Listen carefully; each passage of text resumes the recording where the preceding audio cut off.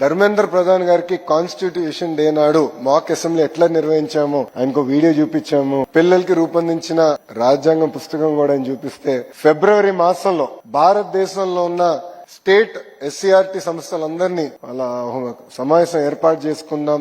ఏ model ఏదైతే అద్భుతంగా ఆంధ్ర రాష్ట్రంలో మీరు రూపొందించారో ఆ మోడల్ అన్ని రాష్ట్రాల్లో అదే మోడల్ ఇంప్లిమెంట్ చేయాలి, వాళ్ళు కొంచెం అవగాహన తీసుకొద్దామని ఆయన చెప్తాం జరిగింది. ఆయన కూడా ఆశ్చర్యపోయారు, ఇంత అద్భుతంగా ఎట్లా నిర్వహించారంటే మా స్పీకర్ గారి కృషితో మేము చేశాము, ఆయన సహకారంతో మేము ఇంత అద్భుతంగా చేయగలిగామని ఆయన చెప్తాం జరిగింది.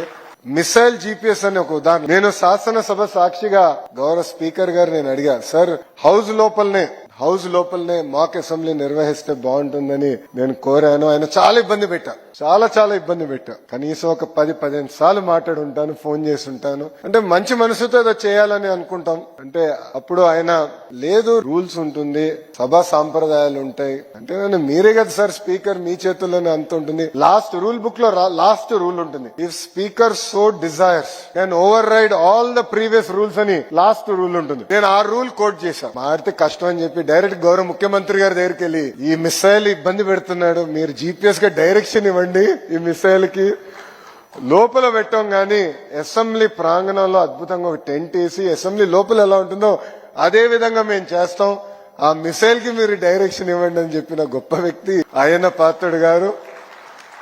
మొత్తం కార్యక్రమం అయిన తర్వాత నాకు అర్థమైంది ఎందుకంటే కొంతమంది ప్రతిపక్షాలు ఉన్న వాళ్ళు తెలియక ఎక్కడ నిర్వహించాం కూడా కనీసం అవగాహన లేక మా పైన ఆరోపణలు చేశారు. అప్పుడు నాకు జీపీఎస్ గొప్పతనం ఏంటో నాకు అర్థమైంది.